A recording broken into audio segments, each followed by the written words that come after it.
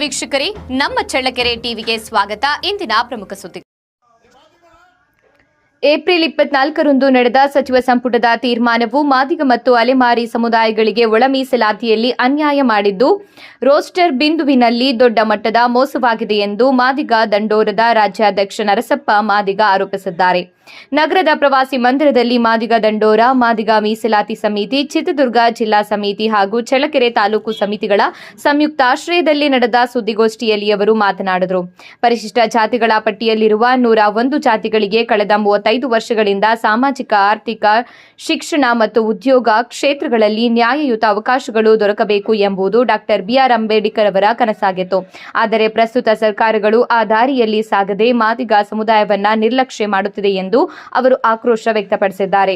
ಒಳ ಮೀಸಲಾತಿ ಪ್ರಶ್ನೆಯಲ್ಲಿ ಸರ್ಕಾರ ಸ್ಪಷ್ಟ ನಿಲುವು ಕೈಗೊಳ್ಳಬೇಕು ಹಾಗೂ ಸಾಮಾಜಿಕ ನ್ಯಾಯವನ್ನ ಖಚಿತಪಡಿಸಬೇಕು ಎಂದು ಅವರು ಆಗ್ರಹಿಸಿದ್ದಾರೆ. ಈ ಸಂದರ್ಭದಲ್ಲಿ ಜಿಲ್ಲಾಧ್ಯಕ್ಷ ದ್ಯಾವರನಹಳ್ಳಿ ತಿಪ್ಪೇಸ್ವಾಮಿ, ತಾಲೂಕು ಅಧ್ಯಕ್ಷ ಹೊಟ್ಟೆಪ್ಪನಹಳ್ಳಿ ಕಾಂತರಾಜ್, ಹನುಮಂತಪ್ಪ, ಬಂಡೆ ರಂಗಪ್ಪ, ಗುರುಮೂರ್ತಿ, ತಿಪ್ಪೇರುದ್ರಪ್ಪ, ನಾಗರಾಜ್, ರುದ್ರಮುನಿ, ನಲ್ಗೇತನಹಟ್ಟಿ ನಾಗರಾಜ್, ಮಲ್ಲೇಶ್, ಬಸವರಾಜ್, ವೀರಣ್ಣ ಸೇರಿದಂತೆ ಅನೇಕ ಮುಖಂಡರು ಉಪಸ್ಥಿತರಿದ್ದರು.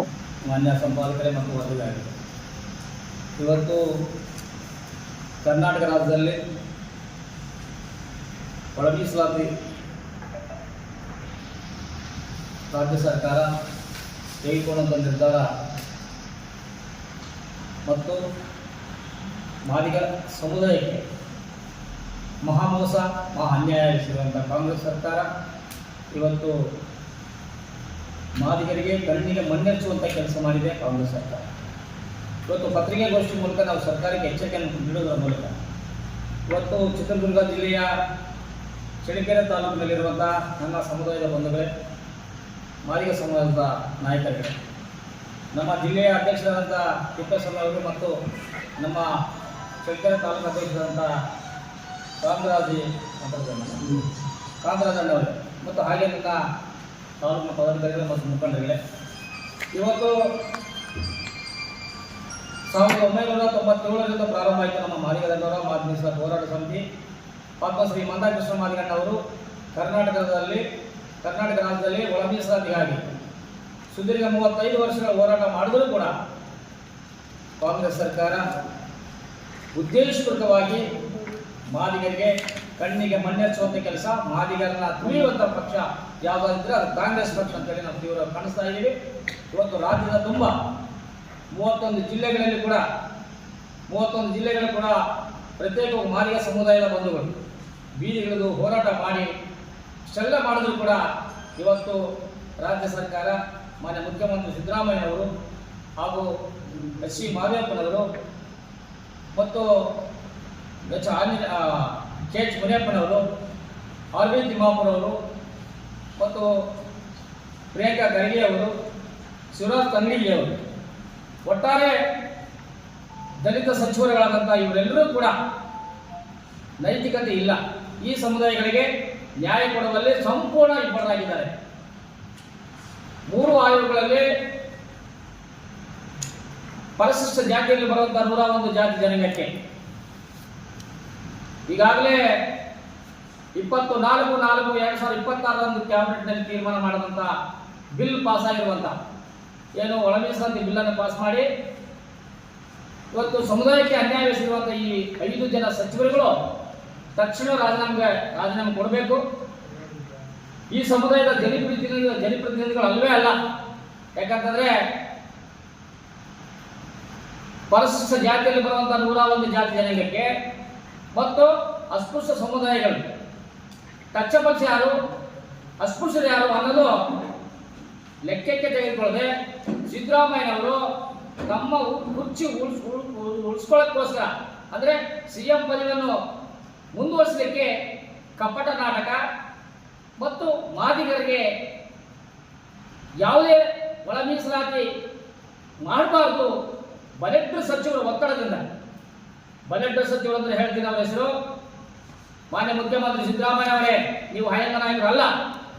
ಈ ಸಮುದಾಯಕ್ಕೆ ಅನ್ಯಾಯ ಎಸಗಿರುವಂಥ ತಾವುಗಳು ತಕ್ಷಣವೇ ರಾಜೀನಾಮೆ ಕೊಡಬೇಕು. ಯಾಕಂದರೆ ಈಗಾಗಲೇ ಕುರ್ಚಿಗೆ ಕಚ್ಚಾಟ ನಡೀತಾ ಇದೆ, ಕುರ್ಚಿ ಗುದ್ದಾಟ ನಡೀತಾ ಇದೆ. ಯಾವುದೇ ಒಂದು ಸಮುದಾಯಗಳಿಗೆ ನ್ಯಾಯ ಕೊಡುವಲ್ಲಿ ಸಂಪೂರ್ಣ ವಿಫಲರಾಗಿದ್ದೀರಿ. ನಿಮ್ಮ ಗ್ಯಾರಂಟಿಗಳಿಗೆ ಮತ್ತು ನಿಮ್ಮ ಪಕ್ಷಕ್ಕೆ ಸೀಮಿತವಾಗಿದೆ ಹೊರತು ಈ ಸಮುದಾಯಗಳಿಗೆ ಯಾವುದೇ ಸಮುದಾಯ ಕೂಡ ನ್ಯಾಯ ಕೊಡುವಲ್ಲಿ ಸಂಪೂರ್ಣ ವಿಫಲರಾಗಿದ್ದೀರಿ. ಒಳ ಮೀಸಲಾತಿ ಕೊಡುವಲ್ಲಿ ಸಂಪೂರ್ಣ ಮಾದಿಗ ಮತ್ತು ಅಲಿಮಾರ ಸಮುದಾಯಗಳಿಗೆ ಬಹಳ ಘೋರ ಅನ್ಯಾಯ ಮಾಡಿರುವಂತಹ ಸರ್ಕಾರಕ್ಕೆ 28 ಚುನಾವಣೆಯಲ್ಲಿ ನಾವು ತಕ್ಕಪಾಠ ಕಲಿಸ್ತೀವಿ. ಈಗಾಗಲೇ ನಾವು ಗೆದ್ದಿರಬಹುದು, ಉಪಚುನಾವಣೆಯಲ್ಲಿ ಗೆದ್ದಿದ್ದೀವಿ.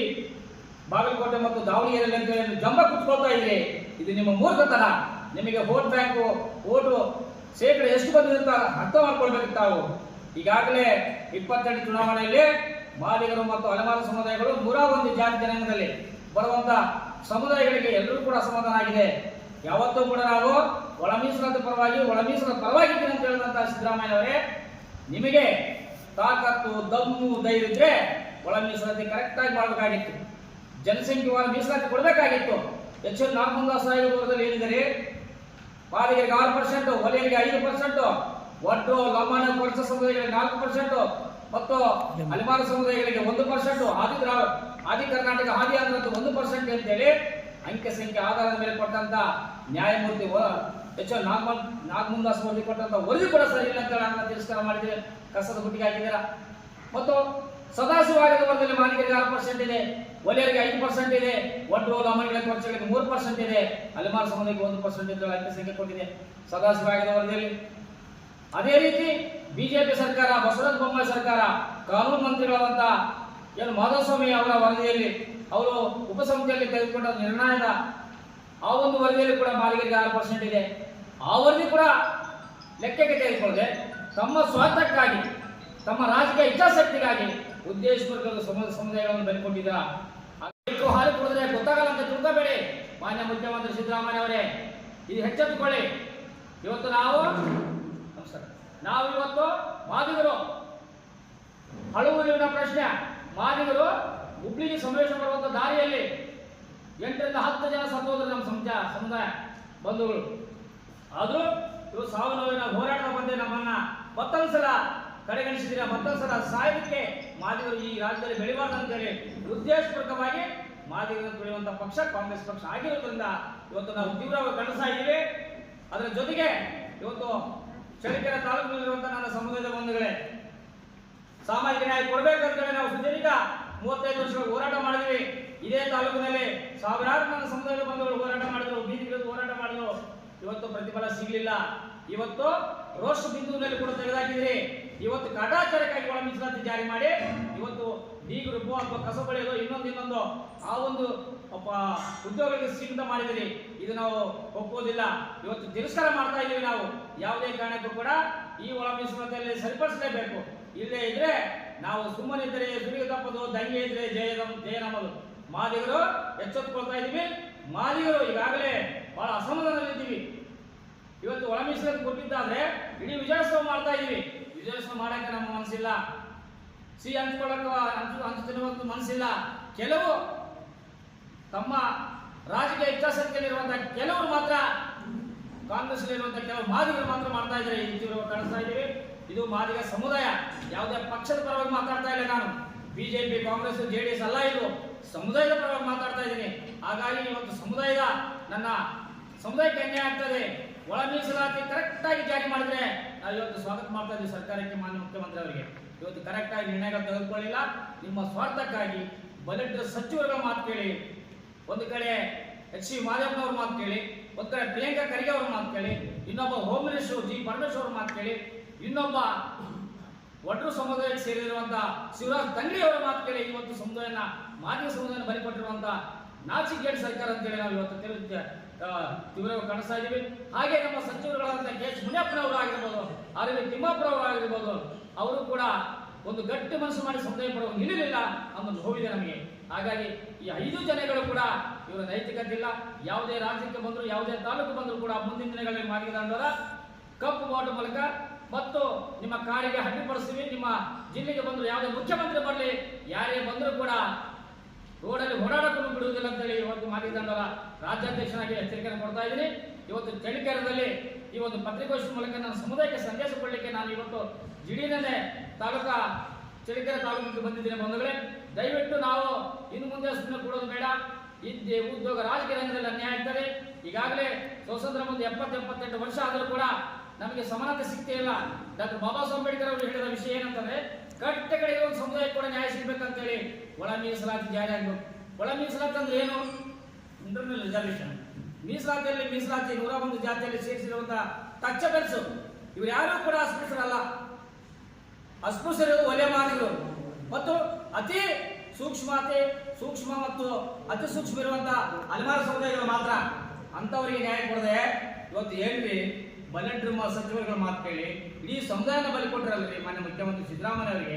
ನೀವು ಹೆಂಗ್ರಿ ಆಯ್ದ ನಾಯಕ ಆಗ್ತೀರಾ? ನೀವು ಹೆಂಗ್ರಿ ನೀವು ಈ ಸಮುದಾಯದ ಹಿಂದೆ ಏನ್ ಹೇಳ್ತಿದ್ರು ದೇವರಾಜ ಅರಸ, ನಾನೇ ಅಂತ ಹೇಳ್ತಿದ್ರಿ ನೀವು ದೇವರಾಜ ಅರಸ ಅಂತ. ಆಗಿನ ಕಾಲದಲ್ಲಿ ದೇವರಾಜ ಅರಸ ಅವರೇ SC ಪಟ್ಟಿಯಲ್ಲಿ 101 ಜಾತಿ ಸೇರಿಸಿ ಆಗಿನ ಕಾಲದಲ್ಲಿ ಅವರು ಮೋಸ ಮಾಡಿದ್ರು. ಈಗಿನ ಕಾಲದಲ್ಲಿ ನೀವು ಮೋಸ ಮಾಡ್ತಿದ್ರೆ ಮಾನ್ಯ ಮುಖ್ಯಮಂತ್ರಿ ಸಿದ್ದರಾಮಯ್ಯ ಅವರೇ.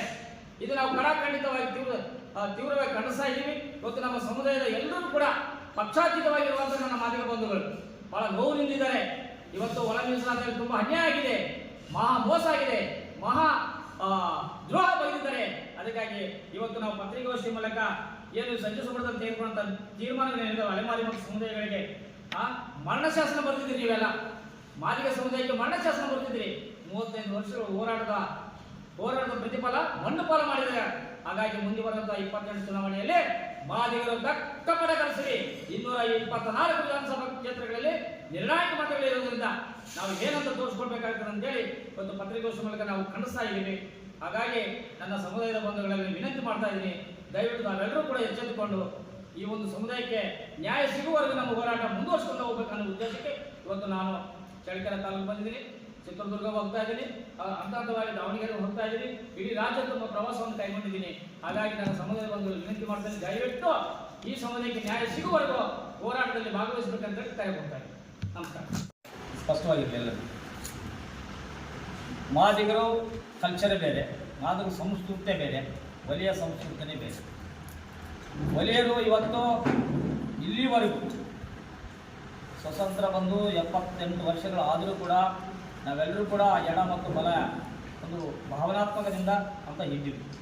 ಇವತ್ತು ನಮ್ಮನ್ನು ದುಶ್ಮನ್ ಕಾಹೆ ಬಲತ್ತೋ ಬಗಲ್ನೇ ಹೈ ಅಂತ. ಇವತ್ತು ದುಶ್ಮನ್ರು ಯಾರಂತಂದರೆ ಒಲೆಯರು. ಇಷ್ಟು ದಿನ ನಾವು ಅಣ್ಣತಮ್ಮರು ಅಂತ ಹೇಳ್ಕೊಂಡು ಬಂದ್ವಿ, ಅದು ಸಂತೋಷ.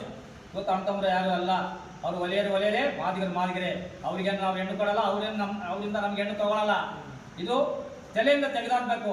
ಕೆ ಚುಮನಪ್ಪನವರೇ, ಆಹಾರ ಮಂತ್ರಿಗಳೇ, ನೀವು ಅಣ್ಣ ತಮ್ಮರು ಅಂತೇಳಿ ಇವತ್ತು ನಿಮ್ಮ ಸ್ವಾರ್ಥಕ್ಕಾಗಿ ನಿಮ್ಮ ರಾಜಕೀಯ ಬೆಳೆ ಬೇಯಿಸ್ಕೊಳ್ಳೋಕ್ಕೋಸ್ಕರ ಅಣ್ಣ ತಮ್ಮರು ಅಂತ ಹೇಳ್ತಾ ಇದ್ರಿ.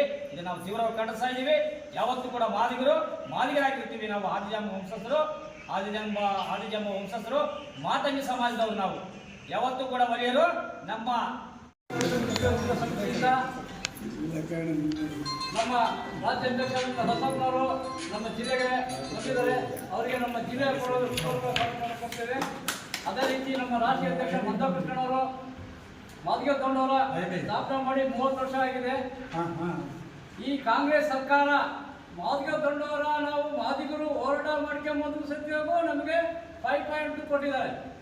ಆದರೆ ನಮ್ಮ ಅಣ್ಣ ಎಂದೂ ಬೀದಿಗಳು ಹೋರಾಟ ಮಾಡೋದಂತಂದ್ರೂ 5.2 ಕೊಟ್ಟಿದ್ದಾರೆ. ಆದರೆ ಈ ಕಾಂಗ್ರೆಸ್ ಸರ್ಕಾರ ಮಾದಿಗರ ಪರವಾಗಿ ಅಂತ ತೋರಿಸ್ಕೊಡುತ್ತೆ. ಸ್ವಾಮಿ, ನಾವು ಮುಂದೆ ಬರೋ 28ನೇ ಚುನಾವಣೆ ಮಾದಿಗರು ನಿಮ್ಗೆ ಓಟ್ ಹಾಕಲ್ಲ, ಕಾಂಗ್ರೆಸ್ ನಿಮ್ಗೆ ಸೋಲಿಸ್ತೀವಿ. ಯಾಕಂದ್ರೆ ನೀವು ಒಂದು ಜಾತಿಯ ಪರವಾಗಿದ್ದೀರ. ಮಾಧವಪ್ಪ ಆಗಲಿ, ಪರಮೇಶ್ವರ ಆಗಲಿ, ಅವ್ರು ಯಾರಿಗೂ ನೀವು ಮಂಡ್ಯ ಬರಬಾರ್ದು. ಮಾದಿಗರು ನಾವು ಪ್ರೋತ್ಸಾಹ ಆದ್ರು ಇಡೀ ಕನ್ನಡದ ಮಾದಿಗರು ನಮ್ಗೆ ಅನ್ಯಾಯ ಮಾಡಿದ್ರ, ನಮ್ಗೆ 6% ಕೊಡ್ಬೇಕಾಗಿತ್ತು, ಕೊಟ್ಟಲ್ಲ ಮೋಸ ಮಾಡಿದ್ರ. ಹಂಗಾಗಿ ನಾವು ಇಲ್ಲಿಗೆ ಒಪ್ಪತ್ಕೊಂಬಲ್ಲ. ಈ ಒಳ ಮೀಸಲಾತಿ ನಾವು ಬೀದಿಗಳು ಹೋರಾಟ ಮಾಡ್ತೀವಿ. ನಿಮ್ಮ ಕಾಂಗ್ರೆಸ್ನ ಮುಂಬರುವಂತ ಸೋಲ್ಸೋದೇ ನಮ್ಮ ಗುರಿಯಾಗಿರುತ್ತೆ. ನಾವು ಮಾದಿಗರು ಕಾಲಲ್ಲಿ ನಿಮ್ಗೆ ಎಂದು ಬಿಟ್ಕೊಂಬಲ್ಲ, ನಿಮ್ಗೆ ಓಟ್ ಹಾಕಲ್ಲ. ಸಿದ್ದರಾಮಯ್ಯ ನೀವು ಅಯ್ಯಿಂದ ಅಂತೇಳಿ ಮಾದಿಗರ ತುಳಿಯಕ್ಕೆ ಪ್ರಯತ್ನ ಮಾಡ್ತಿದ್ರ. ನೀವು ಈಗಲಾದ್ರೂ ನಮ್ಗೆ 6% ಕೊಡಲಂದ್ರೆ ನಿಮ್ಮನ್ನ ಮುಂದೆ ಬರೋ ತಿಂಗಳ ಸೋಲ್ಸೋದೇ ನಮ್ಮ ಗುರಿ ಅಂತೇಳಿ ಮಂದಕೃಷ್ಣವರು ನಮ್ಮ ನರಸಪ್ಪರ ಆದೇಶದ ಮೇರೆಗೆ ಇಡೀ ಜಿಲ್ಲೆಯಲ್ಲಿ ನಮ್ಮ ಮಾದಿಗರು ಎಲ್ಲಿದ್ದು ಎಲ್ಲರೂ ಹೋಗಿ ನಿಮ್ಮನ್ನ ಓಟ ಕೊಡ ಅಂತೇಳಿ ಬೇರೆ ಬೇರೆ ಮಾದಿಗರೇ ಬೇರೆ. ಯಾವತ್ತೂ ಕೂಡ ಮಾದಿಗರು ಮತ್ತು ಒಲೆಯರು ಒಂದಂತ ಹೇಳಿದ್ರೆ ನಾವು ಇಡೀ ನಿಮ್ಮ ಮನೆಗಳಿಗೆ ಮುಖ್ಯ ಆಗ್ತೀವಿ. ಇದು ಕೆ ಚುಮನಪ್ಪನವರು ಎಚ್ಚರಿಕೆ ಇಲ್ಲ ಅಂತೇಳಿ ಸಂದರ್ಭದಲ್ಲಿ ಬಯಸ್ತದೆ.